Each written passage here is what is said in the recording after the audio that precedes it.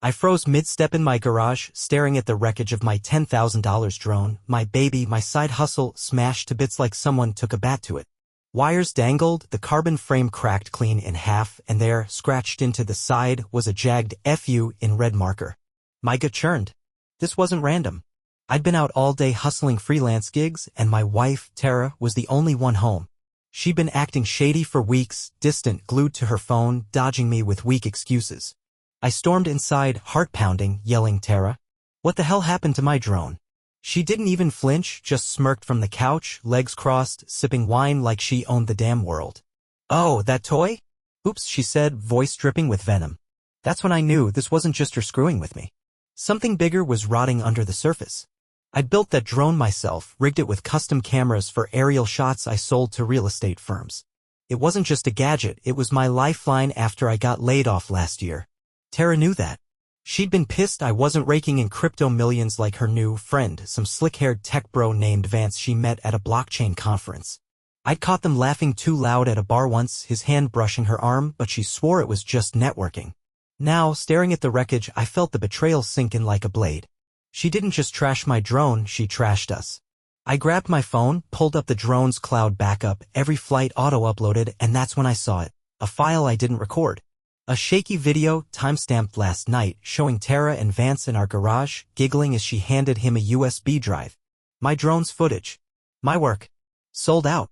I couldn't breathe. I rewatched the clip 10 times, my hands shaking, the audio crackling through my earbuds. 3 mil, Vance? You wire it, I'll keep him clueless. Her voice, my wife's voice, selling me out to this crypto creep. The video cut off as she smashed the drone's camera with a hammer, laughing like it was a game. $3 million? For what? I dug deeper, hacking into her laptop while she was out running errands. Her email was a goldmine, encrypted chats with Vance, a self-proclaimed crypto visionary who'd made a fortune in shady NFT scams. My drone footage wasn't just pretty shots, I'd been testing it over industrial sites, catching layouts of warehouses, security systems, stuff I didn't even realize was valuable. Tara had figured it out though. She'd been feeding Vance intel for weeks, turning my hustle into their payday. I tracked her phone's GPS that night. She was at his penthouse downtown, glass walls, neon lights, the kind of place that screams, "I'm better than you." I drove there, rage boiling, and slipped past the doorman with a fake delivery excuse. Up on the 30th floor, I pressed my ear to the door. Moans. Laughter. Her voice, purring, "He's got no clue, babe."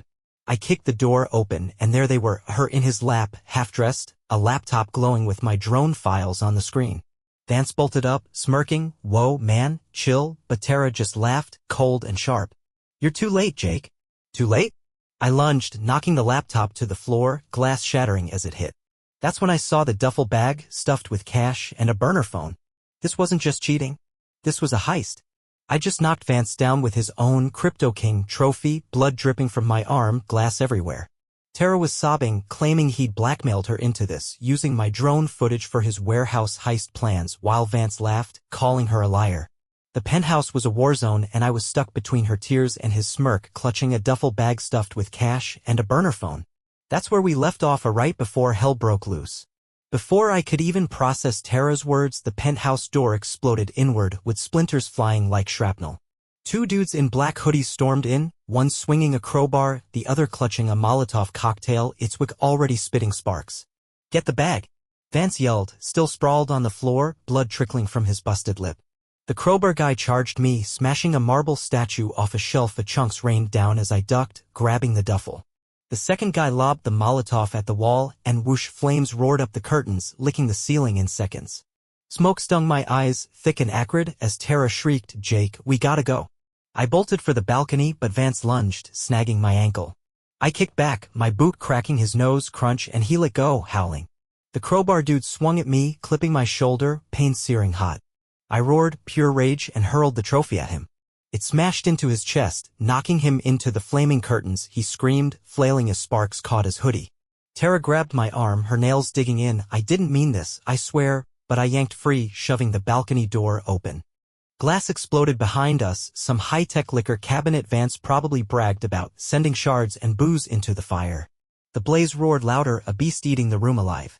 I leapt over the railing onto the fire escape, the bag slamming my back as I slid down, metal groaning under my weight. Tara followed, her dress tearing on a jagged edge, her sobs echoing in the night. I hit the alley hard, knees buckling, and looked up. Flames danced in the penthouse windows, silhouettes moving inside. Sirens wailed, closing in.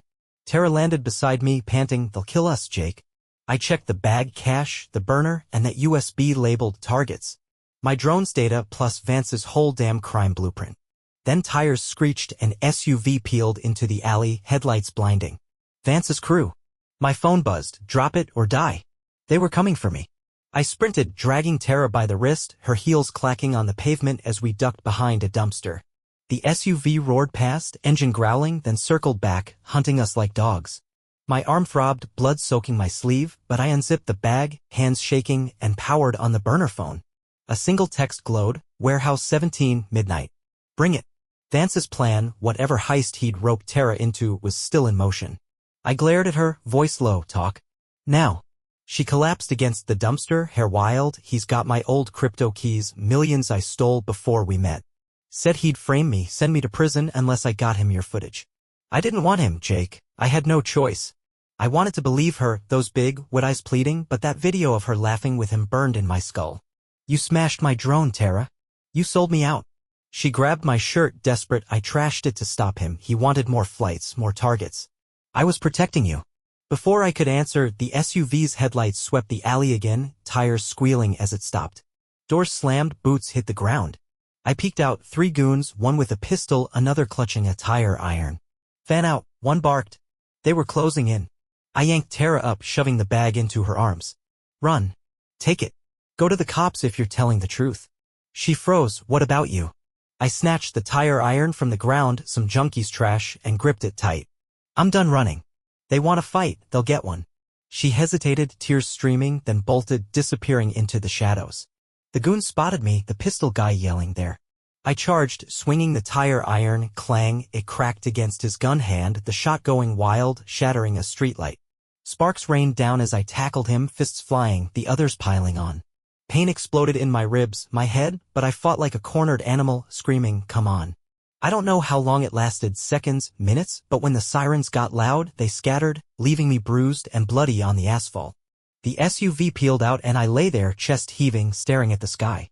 Tara was gone, with the bag, the cash, the USB. Did she turn it in, save herself, maybe even me? Or did she run to Vance, flip the script again?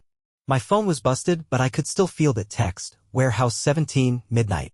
It was 11:30.